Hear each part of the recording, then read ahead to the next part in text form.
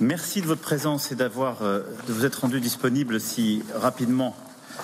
Et je pensais avec le Premier ministre et les membres du gouvernement ici présents et avec le vice-président de la Commission européenne, je remercie de sa présence, qu'il était important que nous puissions nous retrouver le plus rapidement possible après les annonces de la nuit dernière du président Trump, qui sont un choc pour le commerce international, pas simplement pour l'Union européenne, la France, mais au fond pour le bon fonctionnement du commerce. Et ceci implique évidemment une mobilisation française et européenne. Je le dis ici, mobilisation pour l'ensemble de notre territoire d'abord, parce que la liste qui est sortie hier soir est inquiétante pour plusieurs de nos territoires ultramarins, et elle supposera une mobilisation toute particulière du gouvernement et du monde économique pour être aux côtés. Je pense à La Réunion ou Saint-Pierre-et-Miquelon qui ont fait l'objet apparemment de tarifs exorbitants, et évidemment pour beaucoup de filières qui sont présentes autour de cette table et que vous représentez, certaines d'entre elles étant d'ailleurs déjà touchées par des mesures de représailles commerciales par la Chine. Je pense Cognac, Armagnac et largement la viticulture et viniculture qui sont évidemment particulièrement touchés, que nous continuons d'accompagner. Et le voyage récent du ministre de l'Europe et des Affaires étrangères a permis d'ouvrir, je fais cette parenthèse, quelques premières voies.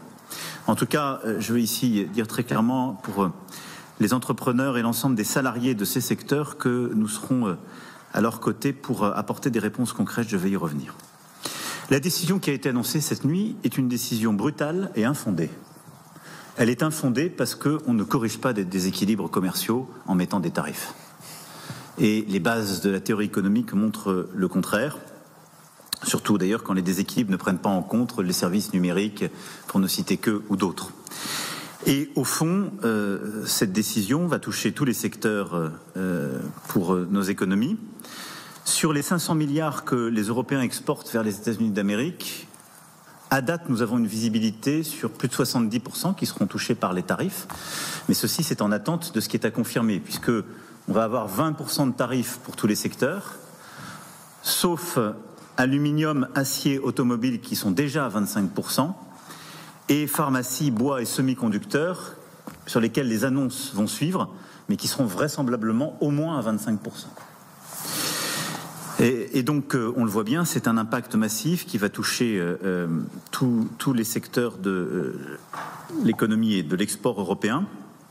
Alors, avec un enjeu pour la France qui est plus limité que pour certains autres pays, enfin qui est là, et qui pour certaines filières va être massif. Pour nous, c'est 1,5% de notre PIB qui représente les exportations vers les États-Unis. Bon, pour l'Italie, c'est plus de 3% de son PIB, l'Allemagne 4%, l'Irlande 10%. Donc il y a des pays qui sont encore plus exposés que nous, mais ça n'est pas peu de choses. Surtout, nous aurons à prendre en compte, évidemment, les conséquences indirectes de ces mouvements. Parce que les tarifs sont massifs sur la Chine, l'Inde et plus généralement l'Asie du Sud-Est, ce qui va créer des risques de potentiel déport de certains de ces produits et biens, qui va impacter très clairement nos économies et l'équilibre de certaines filières et de nos marchés. Et donc, au total, on le voit bien, c'est une ampleur qui est en tout cas inédite. Mais ce sur quoi je veux insister au début de cette réunion, c'est que l'ampleur et le caractère négatif est avant tout pour l'économie américaine. Et une chose est sûre, avec les décisions de cette nuit, l'économie américaine et les Américains, qu'il s'agisse des entreprises ou des citoyens, sortiront plus faibles qu'hier et plus pauvres. Et je pense qu'il faut le marteler. Et il faut le marteler, et nous, il faut tenir, je vais y revenir, parce que ces décisions, elles ne sont pas soutenables pour l'économie américaine elle-même. L'impact sur l'économie américaine est immédiat, là où il va mettre plusieurs années à être tangible dans les économies européennes, mais surtout, il est bien plus massif. Selon les premières analyses, autour de 2 points de PIB. Et donc, on voit bien que ça n'est pas soutenable si nous savons nous organiser, c'est-à-dire être à la fois réactifs, unis et organisés. C'est au fond cela dont il s'agit. La réponse doit venir de l'Europe. J'étais à l'instant avec la présidente von der Leyen qui est en Ouzbékistan pour une discussion entre la sous-région et l'Union européenne. Mais très clairement, elle est en train de concerter la réponse des Européens, puisque c'est une compétence de la Commission, pour à la fois répondre à ces vagues tarifaires et puis prendre en compte les conséquences indirectes que j'évoquais. En termes de méthode, la riposte européenne se fera en 2 étapes, parce que riposte il y aura, de manière claire. Et je le dis pour que ce soit clair pour tout le monde, la première riposte aura lieu mi-avril. Elle portera sur les taxes déjà décidées, en particulier sur acier et aluminium. Et les difficultés qui avaient pu apparaître sur des premières listes ont pu être corrigées. Et donc les réponses qui arriveront dans les jours qui viennent seront des réponses qui sont sur le premier paquet, acier-aluminium.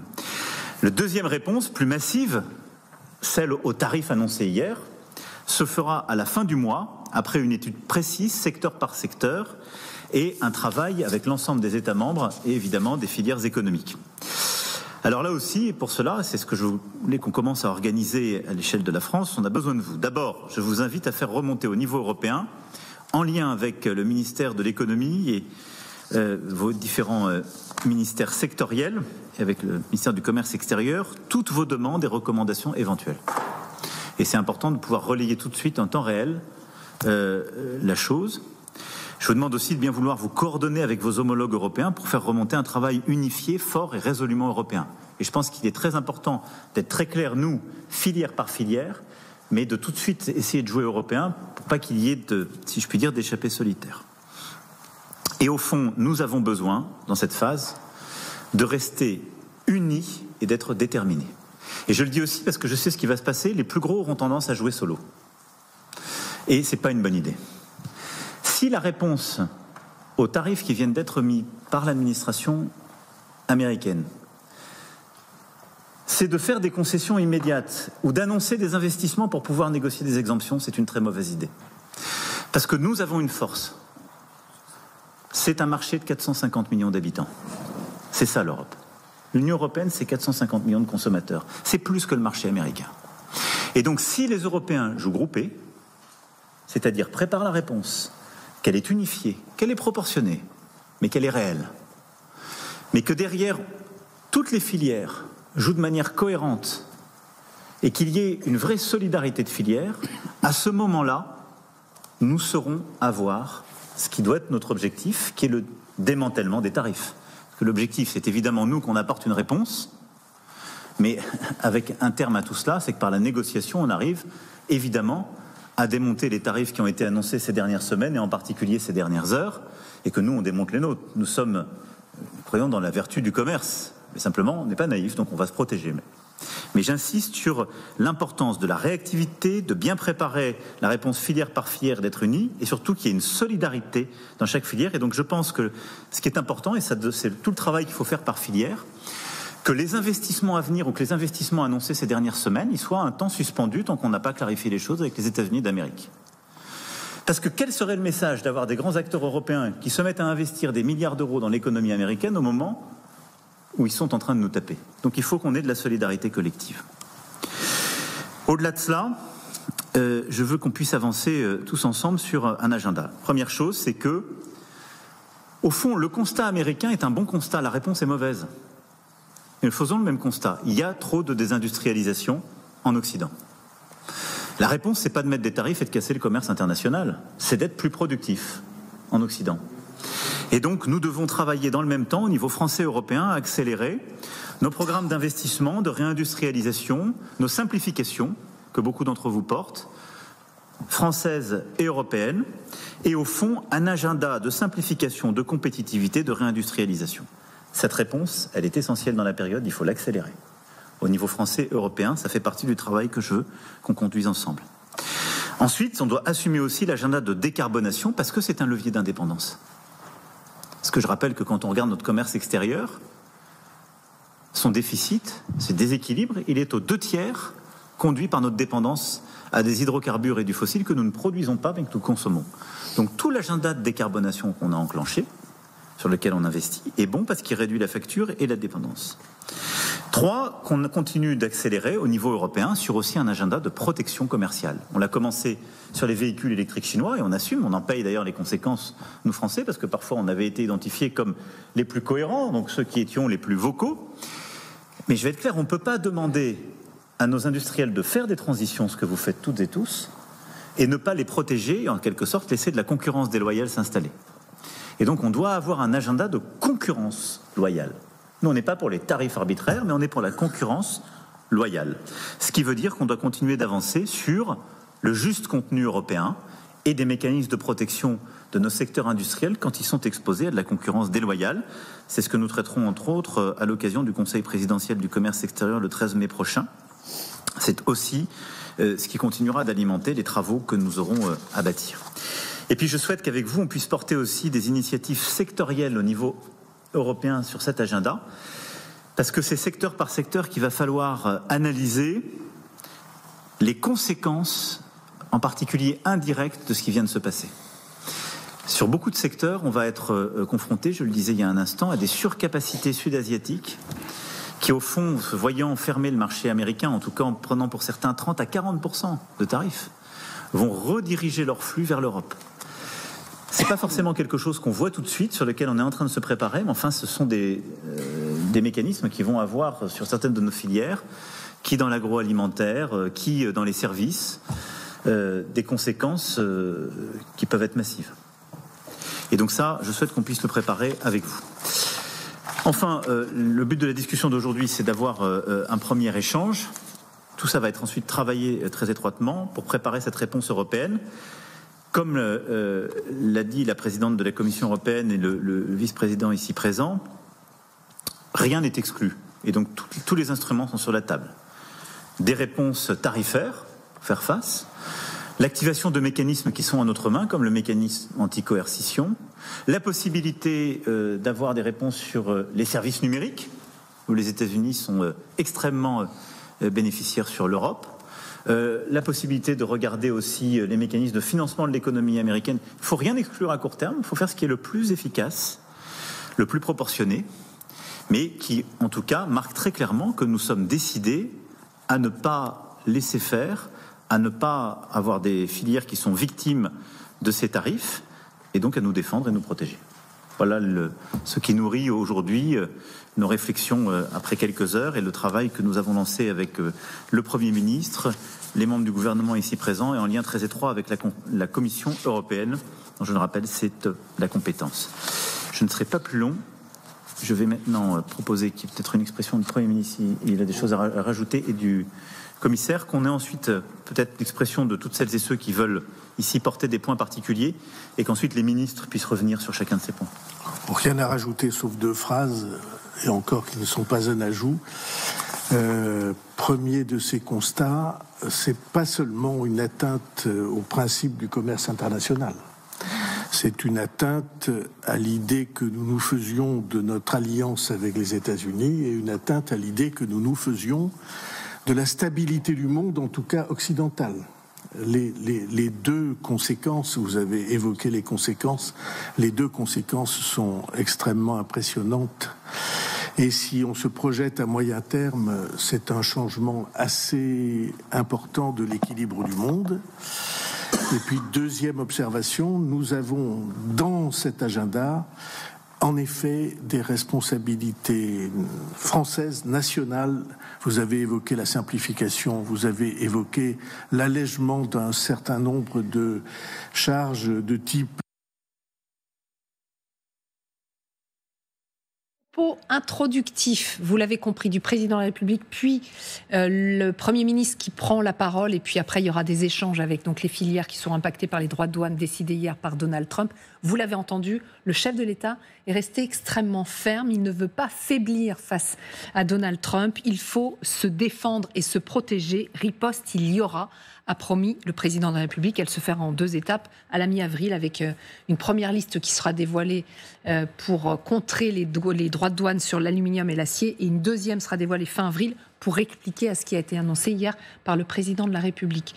Catherine, on le voit, la stratégie, elle est choisie. Si on ne calme pas le jeu, nous aussi on peut menacer et nous aussi on va riposter. Oui, il fait partie de la ligne dure quelque part. Emmanuel Macron, effectivement, il menace les États-Unis d'une réponse ferme et sévère, mais quand même, il dit que cette réponse doit être coordonnée et que c'est ensemble, unis, que l'Union européenne sera forte. Et là, on peut avoir des questions. On sait très bien que c'est le grand défi de l'Europe, c'est de s'unir justement face.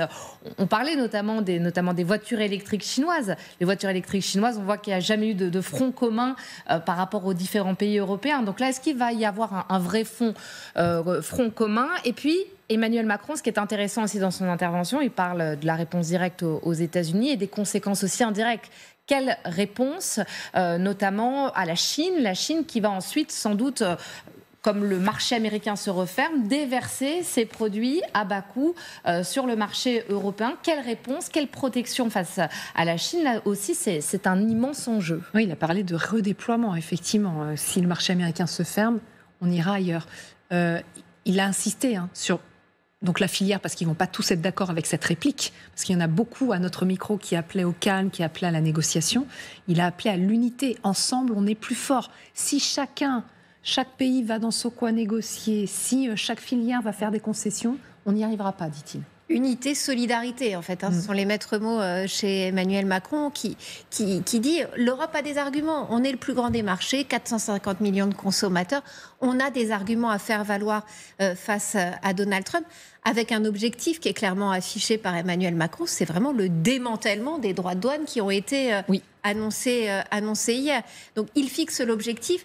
La question, c'est en effet les moyens pour y arriver. Est-ce que la solidarité européenne, elle va résister? Et puis, est-ce que Donald Trump a véritablement l'intention d'écouter? Mais on voit que ce que cherche Emmanuel Macron, en collaboration évidemment avec la Commission européenne, il rappelle qu'il était juste en ligne avec Ursula von der Leyen avant le début de cette réunion. Exactement. C'est vraiment montrer les muscles. C'est-à-dire que si on fait le dos rond tout de suite, ça ne fonctionnera pas. C'est quand même le message que cherche à faire passer Emmanuel Macron devant les représentants de ces filières françaises qui, elles, sont directement menacées. Arlette, effectivement, c'est la manière forte qui est donc décidée ici à travers les mots d'Emmanuel Macron. Oui, il ose critiquer Donald Trump, il parle de décisions brutales et infondées. Oui, puis surtout, il y a une mise en garde aussi aux entreprises et sous-entendu aussi aux États qui seraient tentés de faire des concessions ou négocier des exemptions. Donc c'est vrai, ça appelle à la solidarité à l'intérieur du pays, c'est-à-dire entre les grandes entreprises qui ont les moyens et qui diraient « Ok, on va ouvrir une usine, on va s'installer et laissant les plus petits à leurs difficultés en France ». Et c'est vrai aussi, encore une fois, pour des États, alors qu'on voit bien la réaction effectivement de certains pays européens qui disent qu'ils vont essayer de négocier directement avec Donald Trump. Donc là, le ton français en tout cas, porté par le président de la République comme par le Premier ministre, est extrêmement ferme et déterminé. On ne se laisse pas faire et on ne se laissera pas faire, comme le dit Emmanuel Macron. Nicolas Kurtzmann, est-ce que vous êtes d'accord? Le président français parle de décisions infondées et il y a Vie économiste aujourd'hui qui dit Donald Trump a commis l'erreur la plus grave, la plus néfaste, la plus inutile de l'ère moderne. En termes de façon de répondre, évidemment, je pense que c'est juste, c'est pas du tout adapté aux problématiques qu'on a actuellement. Mais comme l'a dit Emmanuel Macron, il y a un problème à l'origine, c'est-à-dire qu'on a effectivement des équilibres mondiaux, il faut les corriger, sauf que la réponse qui est aujourd'hui apportée par les États-Unis ne correspond pas à ce qu'il faut faire aujourd'hui pour y parvenir. Ensuite, là où je peux comprendre quelque chose, c'est que ça fait 15 ans que les États-Unis en parlent et qu'aucune réaction n'arrive. Donc les Européens sont encore coupables d'inaction. Alors, il y avait une inaction, effectivement, pendant assez longtemps. Surtout, la problématique vient essentiellement de la Chine. Et je pense encore une fois que la Chine est la principale cible aujourd'hui. Et quand il fait un appel à l'unité, je pense que l'appel, il est clairement aussi sur l'Allemagne. Parce que si on regarde, si je fais le même rapport, le calcul qui a été fait par l'administration américaine pour dessiner les tarifs qui ont été mis en place, donc c'est 20% pour l'Europe, mais si je regarde à l'intérieur de l'Europe, si je fais le calcul pour la France, ça serait 13, pour l'Allemagne, ça serait 26. En fait, c'est l'Allemagne qui a un problème, et si je fais l'excédent commercial européen, en fait, ça se résume assez bien entre la pharmacie en Irlande et les automobiles allemandes. Donc le problème, alors, la pharmacie en Irlande, c'est des entreprises américaines, donc là, le problème est réglé. Par contre, en Allemagne, c'est des entreprises allemandes qui pourraient être tentées, effectivement, d'aller investir encore davantage aux États-Unis. Et là, évidemment, on a un problème. Et surtout, l'Allemagne a un problème parce qu'ils perdraient beaucoup d'emplois sur place. D'où l'appel à l'unité. On verra si l'Europe est capable effectivement de rester unie pour rester forte face aux États-Unis? Ça va être la grande question de ces prochains jours.